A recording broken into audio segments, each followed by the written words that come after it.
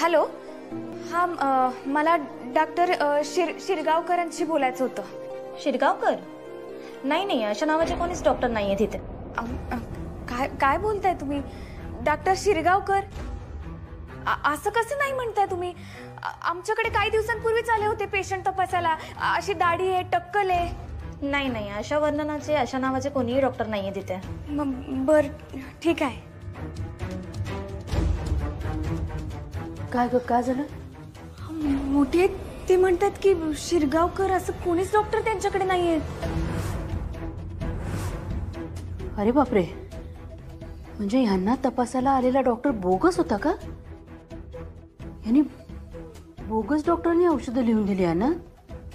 पण कुणी बोलायला असेल हा खोटारडा डॉक्टर? आपल्या घरात हे काम फक्त 2च माणसं करू शकतात, अंबिका आत्या आणि दत्ता मामा. बरोबर. मोठी आई त्याच्या गोळ्या लिहून दिल्या होत्या, त्या व्यसनी बनवण्यासाठी नसतील ना? अगं त्यात तशा असतील तरी आपल्याला कसं काय कळणार? मोठी आई, मी खोलीत गेले होते ना तेव्हा त्यातल्या 2 गोळ्या मी काढून आणल्या. विचित्र वासे ग. ही औषधाची गोळी नक्कीच नाहीये आणि आयुर्वेदिक गोळीला हा असा नाही वास येत. मी काय म्हणते, मी ह्या ज्या गोळ्यात ना त्या मेडिकल मध्ये जाऊन दाखवते, विचारते काय काय माहिती आहे का? चालेल चालेल. हो, गायत्री माया खोलीत आहे. मी तिला सांगितलंय की आतनं कडी लाव, नाहीतर तिची आई तिची आत्या तिच्यावर परत जबरदस्ती करते. हो. मी ह्या गडबडीत तुम्हाला सांगायचे विसरले. नाही नाही, मला माहिती आहे सगळं, कारण भाऊजी रडतडत सगळं सांगून गेले मला. तू नको काळजी करू, मी गायत्रीकडे लक्ष ठेवते. ओके. अंबिका आत्या पण आता मायावर नजर ठेवून आहेत. मी त्यांचं बोलणं ऐकलंय की काय असं त्यांना संशय आलाय. माझी चौकशी करत होत्या. अगं मगाशी पण मला खोदून खोदून विचारत होत्या त्या. नशीब त्यावेळेला सुद्धा मेसेज आला, पण आता त्यांनी विचारलं तर मी काय सांगू? मी गायत्रीसाठी गोळ्या आणायला गेले तसं सांगा, कारण तसंही मी तिला शांत झोप लागावी म्हणून गोळ्या आणणारच होते. जा तू आणि त्या गोळ्यांचा एकदा छडा लाव. हे घर आणि घरातली भूतं यांच्याकडे मी लक्ष ठेवते, पण तू स्वतःची काळजी घे. जपून येते. हे घ्या, पेशंटला आणलं असतं तर बरं झालं असतं. बरं नाही वाटलं तर नक्की घेऊन या, हायगय करू नका. वय. आणि ज्यांच्यासाठी हे तुम्ही औषध घेऊन चाललाय त्या तुमच्या कोण आहे? अहो, ती माझी मैत्रीणच आहे. डॉक्टरचं नाव जरी काढलं ना तर ती अंगावर काटा येतो, लय घाबरते ती. पण बरं नाही वाटलं तर मी बळजबरीनं का होईना तिला नक्की घेऊन येईन. हो हो ठीक आहे. डॉक्टर, खरं तर अजून एक काम होतं तुमच्याकडं, म्हणजे थोडी मदतच पाहिजे नव्हती. बोला ना, तुमच्यासारख्या महान कलाकाराला मदत करायला मला नक्कीच आवडेल. हे बघा ना, नेमका कोणत्या आजारासाठी वापरल्या जातात या?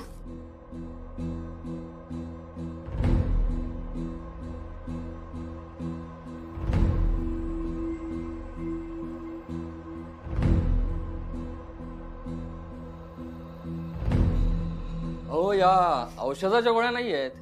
म्हणजे मग कसल्या आहेत? या नशीच्या गोळ्या आहेत.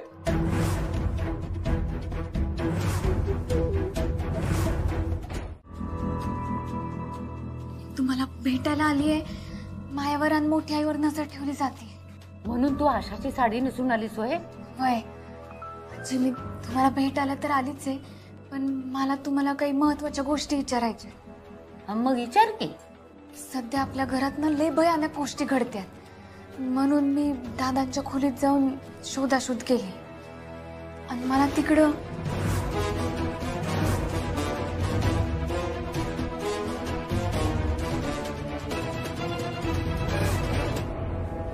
अरे देवा, मुक्ता, हे समज खरंच भयानक आहे. हा, तो बनावट डॉक्टर, बनावट औषध, बनावट तपासणी, छा छा छा छा छा छा.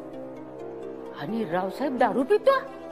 नाही नाही नाही नाही नाही, रावसाहेब मेला तरी दारूच्या थेंबाला शिवणार नाही. अगं, ह्या दारूमुळेच त्याच्या बापाचं आणि या घराचं वाटोळ झालेलं त्यानं डोळ्यानं बघितलंय.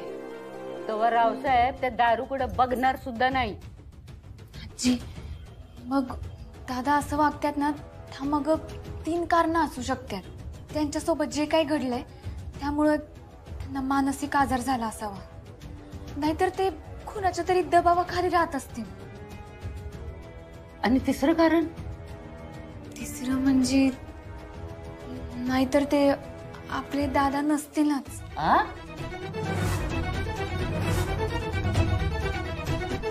म्हणजे बघा ना आजी, दादा कुठल्याही दबावाखाली असल्यासारखं वाटतच नाही. नाहीतर त्यांनी आपल्यावर हुकूम गाजवलाच नसता. हे बाहेर हॉटेलचं खाणं, दारू पिणं हे सगळं कधीच केलं नसतं. होय. आपल्या कुणाच्याच मनाची त्यांना पर्वा नाही ना. त्यांचं आपल्यावरचं प्रेम दिसत ना लळा. होय ग. माझी 10 वेळ माफी मागून बी तू असं मला छळणार नाही. पर घरात आल्यापासून मला खाऊ का गिळू असं करतोय. अगं शेवटी मला गिळलंच नव्ह. बघ की तिथं आणून टाकलंय. आजी मला विचारायचं होतं की दादांना कुणी जुळा भाऊ होता का? जुळा भाऊ?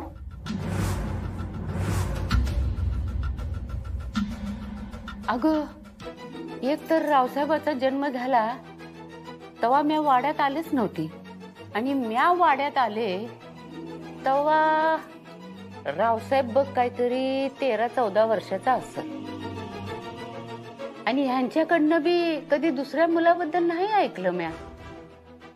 आणि रावसाहेबाला ठावं असलं तर तो माझ्याशी कुठं बोलायचा. सारखा माझा राग राग राग करायचा. मग तो मला सांगायचा सवालच नाही. मला सांग माझी काय चूक आहे त्याच्या? आईसोबत मला माहित नाही. अरे मग मी सांगतोय ना तुला, तेच सांगतोय ना. मग माहित नाही काय म्हणतो तुला सांगतो मी. ही जी म्हातारी आहे ना, म्हातारी नाचणारी तिच्यामुळं माझी आई मी गमावली. कळलं? माझी सटकली. त्याला हा रावसाहेब आहे ना तुमचा रावसाहेब, हे बायल्या असा मुळू लढत बसला होता. मी गेलो चाकू घेऊन बॉस करायला. आता सांग मला ह्याच्यात माझी काय चूक आहे? सांग ना. खरंच काही मला माहिती नाहीये. अरे मी तेच सांगतोय ना मी. पण मी फक्त रिॲक्ट झालो. अरे परत तू मध्ये बोलू नको.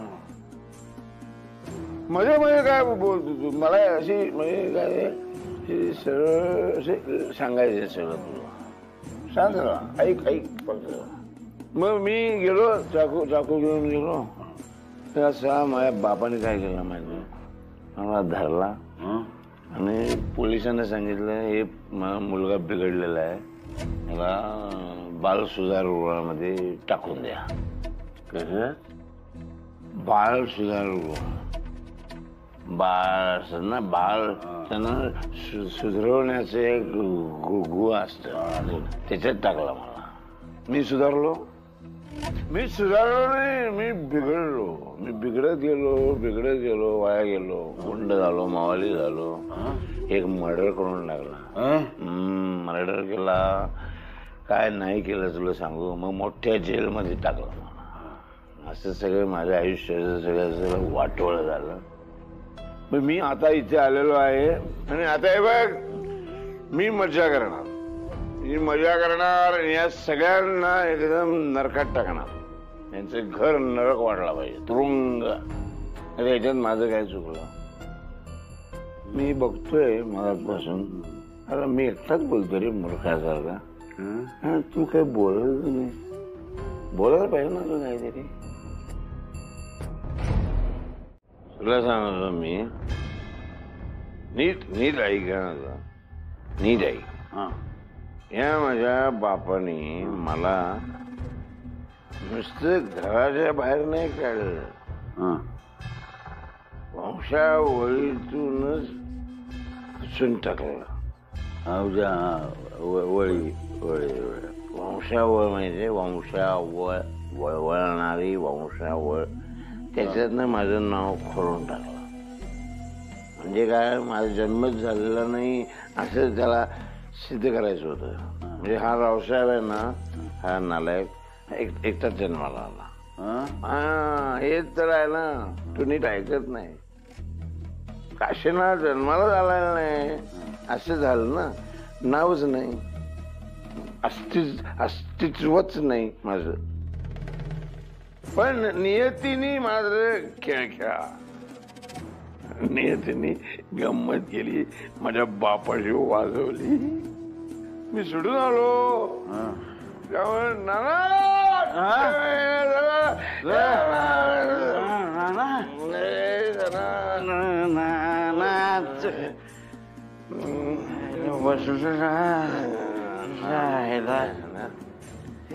नाना तुला सांगतो थँक्यू नियती. थँक्यू नियतीला थँक्यू. थँक्यू म्हण. थँक्यू थँक्यू म्हण. थँक्यू नाना थँक्यू. आता काय गंमत झाली सांगतो. काशीनाथ नाहीच आहे. काशीनाथ नाही आहे. मी काशीनाथ रावसाहेब म्हणून आलो. बरोबर आहे. आणि तिकडे कोण आहे? काशीनाथ नाही. तिकडे कोण आहे? रावसाहेब. बरोबर आहे. आता मी रावसाहेबाला म्हणजे आत्ताच्या काशीनाथला संपवणार आणि हा काशीनाथ रावसाहेब म्हणून इथे आला तर कोणाला काही कळणारच नाही. मी काय सांगतो तुला ऐक माझं ऐक. मी काय सांगतो तुला तर आता गंमत अशी झालेली आहे की मी रावसाहेब आहे. सगळ्यांचा विश्वास आहे रावसाहेब आहे म्हणून. कारण काशीनाथ अस्तित्वच नाही. काशा तुला जास्त झालेली आहे. त्याच म्हणजे रावसाहेबाचं वंशावळीमध्ये नाव आहे. जगाला रावसाहेबच नाही काशाचंच अस्तित्व नाहीये. आणि तेच सांगतोय की काशा रावसाहेब आहे. रावसाहेब काशा आहे. त्या काशाला मी आता संपवणार. रावसाहेब तो काशा आहे त्याला मी संपवणार.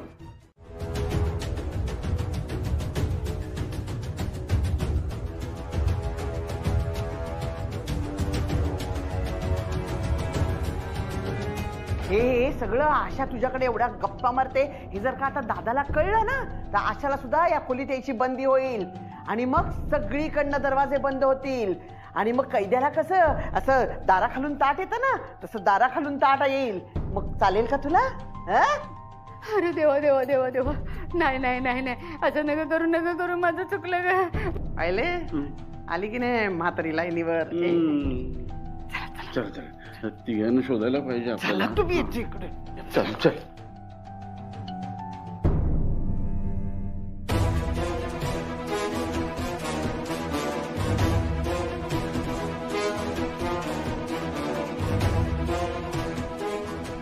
देवी आई माझ्या मुक्ताला तिच्या कामात यश दे.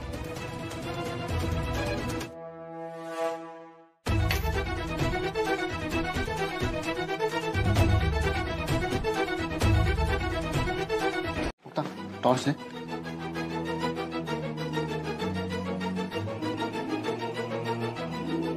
हे मुक्ता हीच आहे ती वंशावळीची वही. पकड पकड.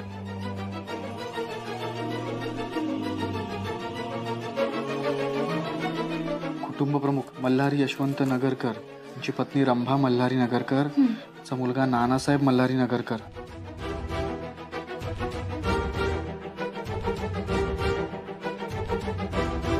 कुटुंब प्रमुख नानासाहेब मल्हारी नगरकर, यांची पत्नी सुनंदा नानासाहेब नगरकर, यांचा मुलगा रावसाहेब नानासाहेब नगरकर आणि मुलगी अंबिका नानासाहेब नगरकर. अंबिका आत्या. अच्छा इथे रावसाहेब नानासाहेब नगरकर, वैजयंती नगरकर.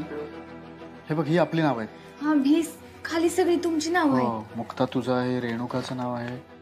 नानासाहेब मल्हारी यांची दुसरी पत्नी चंद्राजीचं नाव चंद्राबाई नानासाहेब नगरकर, यांचा मुलगा भाऊसाहेब नगरकर.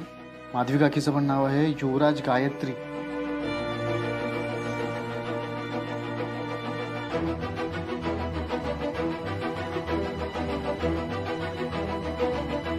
मुक्ता अगं आपला संशय खोटा ठरला. इथे एवढीच नाव आहे. अहो बघा ना दादांच्या नावामध्ये आणि अंबिका त्याच्या नावाच्या मध्ये एवढी मोठी जागा काय. बारीकसं काहीतरी खोडल्यासारखं पण वाटतंय. नाही ग मुक्ता तसं नाही. बघा कागद जुना झालाय ना त्यामुळे ते आपल्याला तसं दिसतंय. आणि इथे दोनच नावाची नोंद आहे ना. आपण मग दोन नावांमध्ये एवढं अंतर काय. का मुक्ता आता हे हाताने लिहिले ना. सगळं सेम असं सेटअप करून प्रिंट थोडीच मारली. हे बघ मला काय वाटतं आपण जो विचार करतो ना ते नाहीच आहे इथे. अहो पण मग मुक्ता त्याच्यात काही नाहीये. मला वाटतं आपण आता ना दादांवरतीच लक्ष ठेवू. नाही मी काय म्हणते, आपण वही एकदा परत एकदा फक्त बघू. बघितलं ना आपण, त्याच्या काहीच नाही. प्लीज, मी म्हणते म्हणून एकदा बघू. तुम्ही मी बघते. बघ त्याशिवाय काय तू बाहेर जाणार नाही. किती हट्टी आहेस यार तू. तुम्ही धरा ते टॉर्च धरा. टॉर्च धरा काय, बाहेर ती 2 भूत वाट बघतात आपली. पटपट कर. हे बघ. काय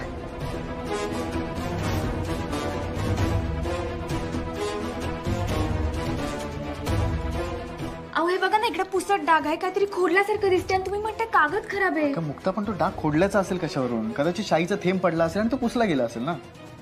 पण शंकेला नाकारता नाही येणार ना. म्हणजे बघा ना, इकडं दुसरीकडं कुठेही 2 नावांमध्ये अंतर नाहीये, कुठेही डाग दिसत नाहीये, मग इकडंच काय असं? मी खात्रीनं सांगू शकते, आजोबांनी काहीतरी कारणामुळेच हे असं काहीतरी खाडाखोड केली असणार. मला खरंच काहीतरी ना गडबड वाटते. मुक्ता, मला पण तोच प्रश्न पडलाय. पण नाना असं का करतील? आणि जस्ट आपण असं मानू की दादांना एक भाऊ आहे किंवा असेल, दादा त्याच्याबद्दल कोणाला तरी बोलले असतीलच ना. ह्या प्रश्नाचं उत्तर आहे ना, हे फक्त एकच माणूस देऊ शकतो. हा गुंडांनी आपल्या दादांना दिलेला त्रास असणार. यार मुक्ता, ही कल्पनाच किती भयंकर आहे यार. अगं तसं असेल तर आपले दादा खूप त्रासत असतील. आणि तू बरोबर म्हणतेस, आपल्या दादांना पटकन शोधायला हवं यार. पण आपल्याला काळजी घ्यायला पाहिजे. हे चुकून जरी कोणाला संशय येता कामा नये. जर कोणाला संशय आला ना, तर दादांच्या जीवाला धोका आहे. तू बरोबर बोलतेस, पण मुक्त मला काय वाटतं की ज्या प्रकारे 1 लाखाचा चेक पास झालाय ना, याचा अर्थ त्या गुंडांकडे आणखीन चेक असणार दादांनी सही केलेली. जोपर्यंत ते सगळे पैसे काढत नाहीत ना, तोपर्यंत ते दादांना काही करणार नाही. हो, कारण जोपर्यंत सगळे चेक वटणार नाही तोपर्यंत त्यांना दादांना ठेवावंच लागेल. आणि एकदा का ते चेक संपले, शिट यार मुक्त, मला ना ही कल्पनाच मला सहन नाही होत यार. मुक्त, असे विचार काय येतात माझ्या डोक्यात? जे काही विचार येतात ना ते येऊ द्या. आपण ना सगळ्या बाजूने विचार करायला पाहिजे. नसलं काही घडण्याआधी आपण दादांना शोधायला पाहिजे. मला खात्री आहे, दादा नक्की सापडते. काल रात्री जेव्हा आपण आत होतो ना, तेव्हा दत्ता मामा, अंबिका त्या बाहेर दाराला कान लावून होते. त्यांना संशय आत कोणीतरी असल्याचा. त्यांनी मोठ्याला पण विचारलं आत येणाऱ्या आवाजांबद्दल आणि कुलपाच्या चावीबद्दल. आई म्हणाली मला. तुला माहिती आहे का मुक्ता, आईनं त्या दोघांना इतकं कन्फ्यूज करून टाकलं ना की ते पूर्ण गोंधळून गेले. हो, आई म्हणाली त्या खोलीत आपल्या पूर्वजांचे प्रेतात्मे असतील. काय सांगते? हो अगं, ते दोघं चांगलेच घाबरले होते. बापरे, मोठी यांची खरंच कमालच आहे. माझीच आई आहे, एकदम अनबिलिव्हेबल. चाय. मोठे तुम्ही कशाला चहा आणला? मी आणला असता ना. अगं, दरवेळेला लेकीने आणला पाहिजे असं काही आहे का? आईने आणलं तर चालतो. अरे चहा घ्या. थँक्यू. रात्रभर ते सगळं शोधाशोध करत होतात तुम्ही सगळेजण. ते झोप पण झाली नसेल ना. मोठी आई, पण मला एक प्रश्न पडलाय. कसला? जर तुम्ही त्यांना असं सांगितलं की चावी दादांकडे, मग त्यांनी दादांकडे जाऊन चावीबद्दल काहीतरी विचारायला पाहिजे नव्हतं ना? त्यांनी दादांना विचारलं असेल असं मला वाटतं, पण दादा नाही म्हणाले. नाही, तसं झालं असतं ना तर हे स्वतःहून माझ्याकडे आले असते आणि मला विचारलं असतं तू खोटं का बोलतेस, आणि किल्ली त्यांना द्यायला लावली असती. मोठी आई, बघा ना, असं काहीच घडलं नाही. हो ना ते दादांकडे गेले ना त्यांनी चावी घेतली. मला असं वाटतंय ना, आपण जरा जास्त सतर्क राहायला पाहिजे.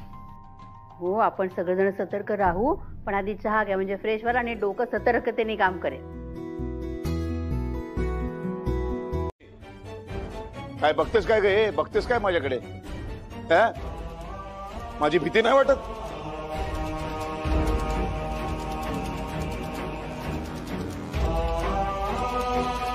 नाही वाटत मला तुमची भीती.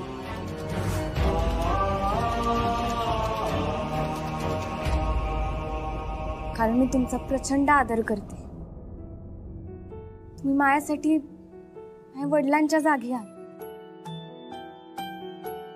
हो, देवीसारखी श्रद्धा आहे तुमच्यावर. तुम्हीच म्हणता ना, तू सून नाही, माझी लेक आहे. मग लेकीनं बापाला का घाबरावं? हा, जर तुम्ही सैतान असता किंवा जनतेवर अत्याचार करणारे एखादे राजा असता तर कदाचित मी तुम्हाला घाबरले असते, पण नाही. तुम्ही आमच्या सगळ्यांचे राव दादा.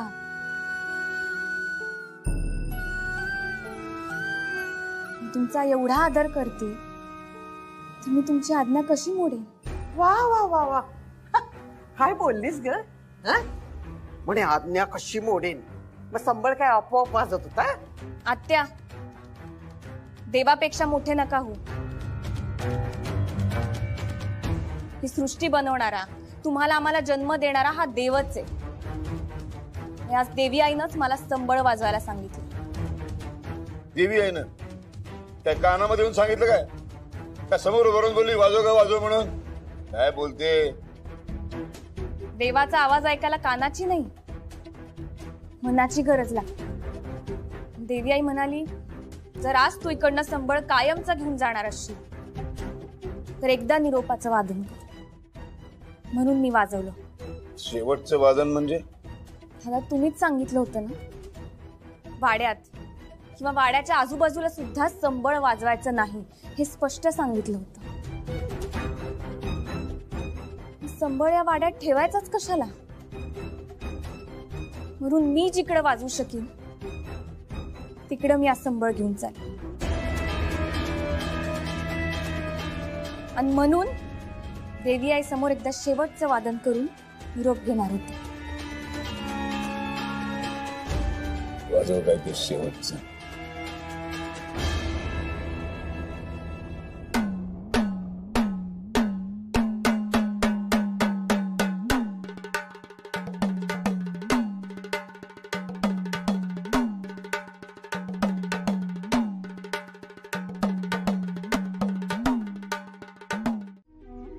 कारण पुरी खर तर तशी तू स्वतःसाठी जगलीच नाहीस ग कधी.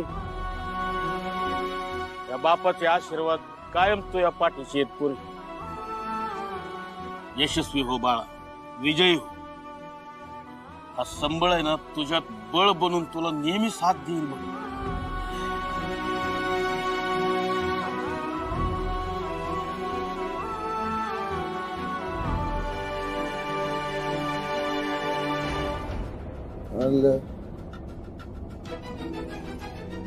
नको नको नको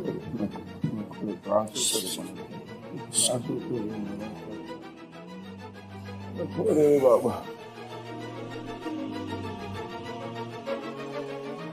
बघ तुला तू उभं राहत नाही, तू इंजेक्शन नको देऊ, काहीतरी वेगळं करायचं.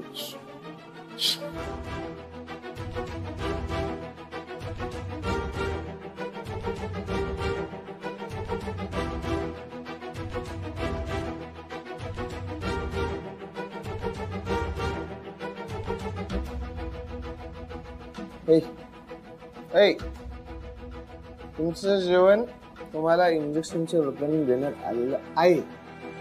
आता आम्ही आमच्या पोटापाण्याला बघतो नाही. आणि एक मिनिट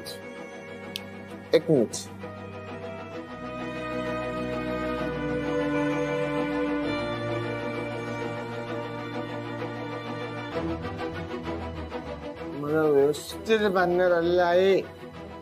व्यवस्थित. हम भी नशे में और तुम भी नशे में, पण काहीतरी ढकल के आते ना पोट में. भूक लागली रे मला पण. कुणी पण हटकणार. तिकडे गुंड तर असतीलच, त्यांना शोधायला आली आहे हे कुणाला कळायला नाही पाहिजे. पण दादांना कळायला पाहिजे की त्यांची सून त्यांना शोधत आली. मी तर दादांना नाही हाक मारू शकत, पण तू मारू शकतोस. तुमची मुक्ता तुम्हाला शोधत इथपर्यंत आलीये, हा निरोप तू त्यांच्यापर्यंत पोहोचवू शकतोस.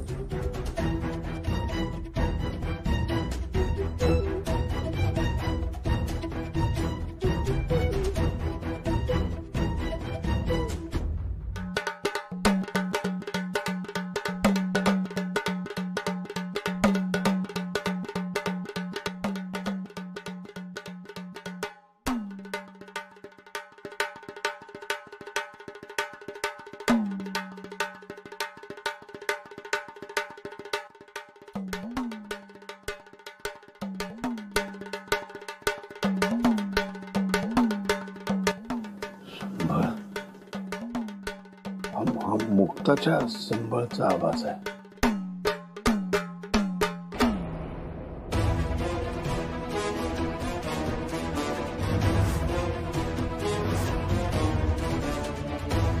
दादा मुक्ता, मला खात्री होती ग, कोणी नाही ना तरी माझी मुक्ता मला शोधत इथे येणार, मला नक्की सोडवणार.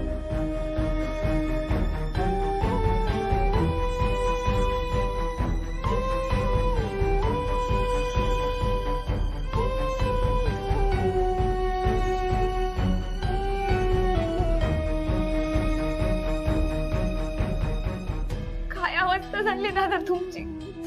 त्या कशानेच केली गई. खूप छळलंय त्यांनी मला इथे. त्यांनीच इथे मला बांधून ठेवलं होतं. तो तुमचा जुळा भाऊच आहे ना? हो, जुळा भाऊ आहे. तुला कसं कळलं? म्हणजे तू शोधून काढलंस? अभिमान वाटतो ग पोरी तुझा, खूप अभिमान वाटतो. बर दादा इकडे कुणी यायच्या आधी आपण लगेच निघूया. चल चल चल.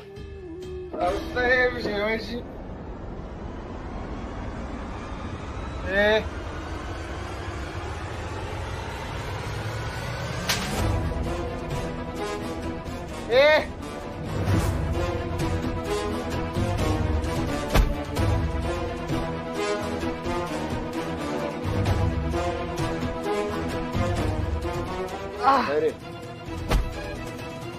तिथे बांधून ठेवलं होतस ना मला, तेव्हा मोठी मर्दानगी दाखवत होतास. आता काय आता दाखव ना.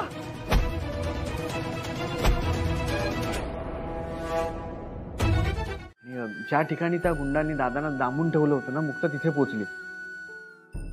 तिनं दादांची सुटका केली. खरं सांगतोस का तू? हो. मुक्ताला सांग त्यांना लवकरात लवकर घरी घेऊन ये. खूप हाल केले असते रे त्या माणसाने यांचे. ठीक आहेत ना ते? म्हणजे काही झालेलं नाहीये ना? हो आई. बरे आहेत ना ते? हो आई, काळजी करू नको. दादा बरे आहेत. सारंग, म्हणजे इतके दिवस मी ज्याच्याबरोबर खोलीत राहत होते, त्याच्याबरोबर वावरत होते, तो नवरा नव्हताच रे माझा. कसं लक्षात आलं नाही माझ्या हे? तरी ना सारखं मला त्याच्यावर वावरताना कसं तरी व्हायचं. एकदा ना त्याने स्वतःचा हात धरला होता, मला तेव्हा जाणवलं. पण आता लक्षात येते मला कोण होता तो. आता नाही घाबरणार मी त्याला. आई, तेव्हा काही झालं ना तरी आपल्याला ना आता त्याला सावध होऊ द्यायचं नाही. त्याचा कितीही राग आला, कितीही चीड आली, किळस वाटली ना तरी प्लीज आई, प्लीज जशी आधी वागायचीस ना तसंच वाग प्लीज. मला माहिती आहे खूप डिफिकल्ट आहे तुझ्यासाठी, पण बघ काही झालं ना तरी त्याचं गुपित आपल्याला कळलंय, असा संशय त्याला येऊ द्यायचा नाही. मी अजिबात नाही कळू देणार त्यांना काही, अजिबातच नाही. मग तू जा लवकर आणि त्यांना घेऊन ये. होय, तू काळजी करू. मी आलो.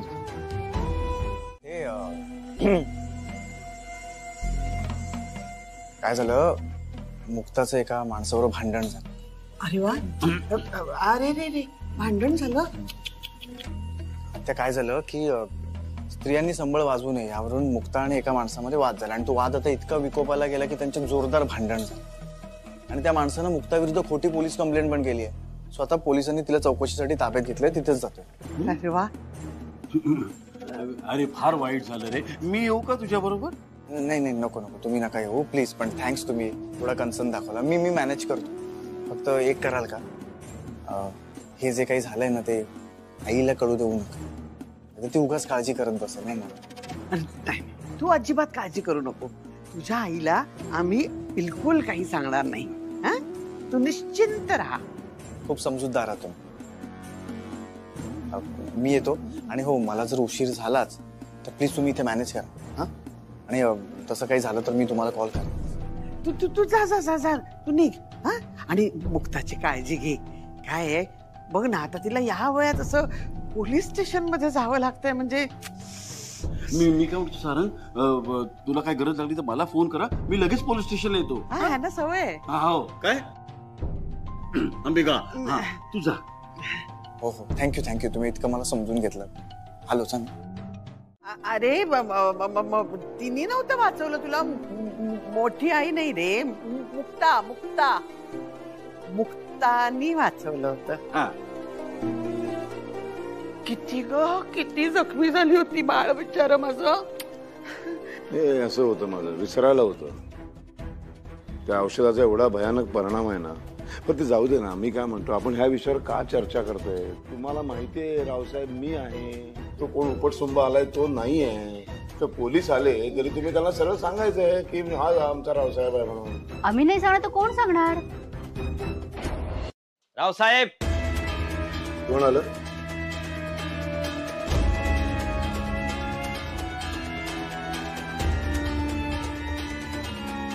आम्ही बाहेरून सगळं ऐकत होतो. तुमची सगळी चर्चा ऐकल्यानंतर आमची खात्री पटली आहे की तुम्हीच खरे रावसाहेब आहात.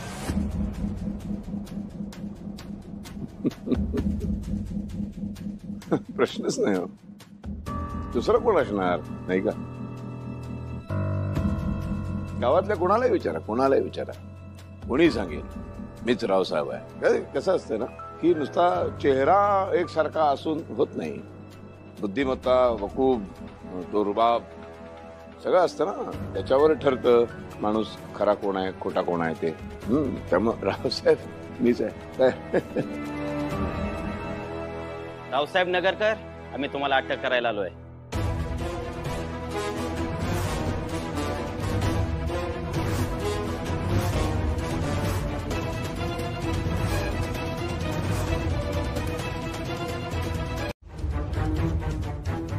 इन्स्पेक्टर साहेब, ह्याच्याबद्दल मी तुम्हाला लिहून दिलंच आहे. आणि ह्यांनी पैशाची चोरी पण ह्यांनीच केली आहे, ज्याचा आळ आमच्या भाऊ काकांवर टाकलाय. लय मोठी यादी आहे. रावसाहेब आल्यावर आम्ही तुम्हाला परत लिहून देऊ. थांबा.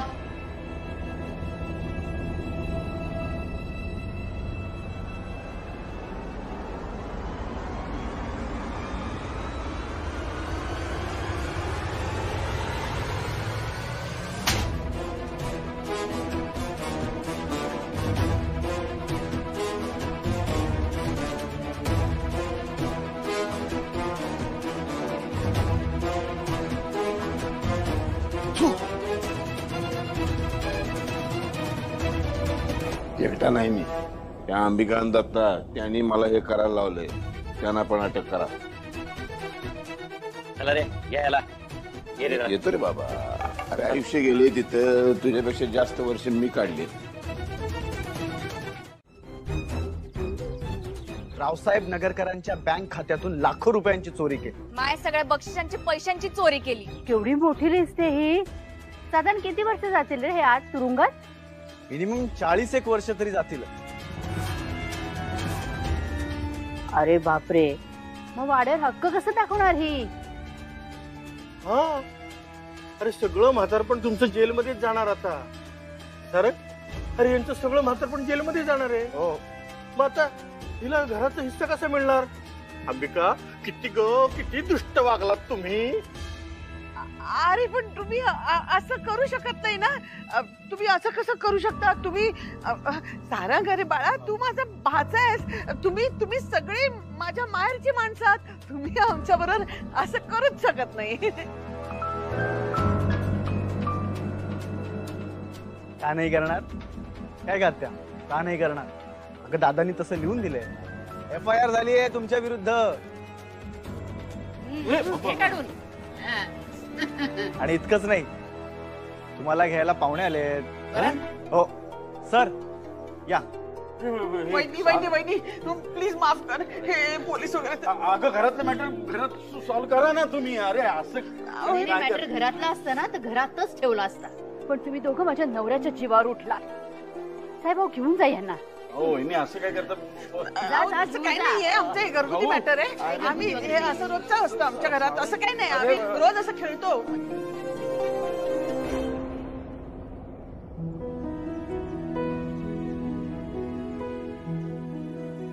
सारंग, आपल्या देव माणसाला रावसाहेबाला कधी आणणार? आजी, दामू काकांना पाठवलंय दादांना आणायला. ते येतील, काळजी करू नका. चला आपण घरात थांबूया तोपर्यंत.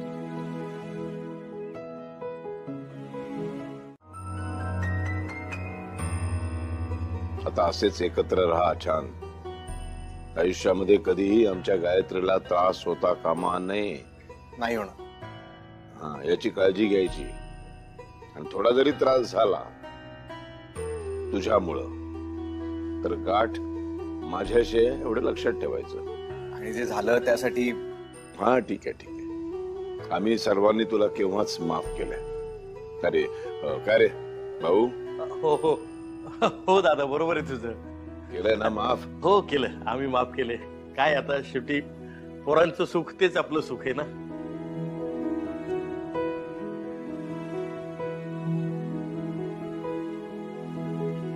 देवी आईच्या कृपेने आज सुखाचे दिवस आले. मुक्ता, आणखीन एक गोष्ट आवर्जून सांगायची आहे तुला. आणि जिथे जिथे संबळचा मुद्दा येईल, संबळचा संबंध येईल, तिथे तिथे मुक्ता आत्माराम शिंदे असं नाव लावायचं. नाही नाही, असं नको.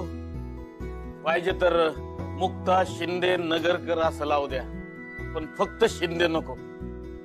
मी फक्त माझ्या पोरीला कला दिली, पण त्या कलेला आश्रय तुम्ही दिला तो. आणि आश्रयाशिवाय ना कला टिकते ना कलाकार. आणि आता ती पण मोठी होते. आज 3 पोरी आहेत, उद्या 30 होतील. अरे उद्या 30च्या 300 पण होतील. आणि ह्याच मुलीपुढे स्त्री पुरुष समानतेचा नादही घुमवतील. आणि कलाकार शेवटी कलाकारच असतो. स्त्री पुरुषाचा भेदभाव नसतोच त्या. चला मग, हीच ती वेळ आणि हाच तो क्षण. मुक्ता, या नव्या बदलाची सुरुवात कर संबळ वादनाने.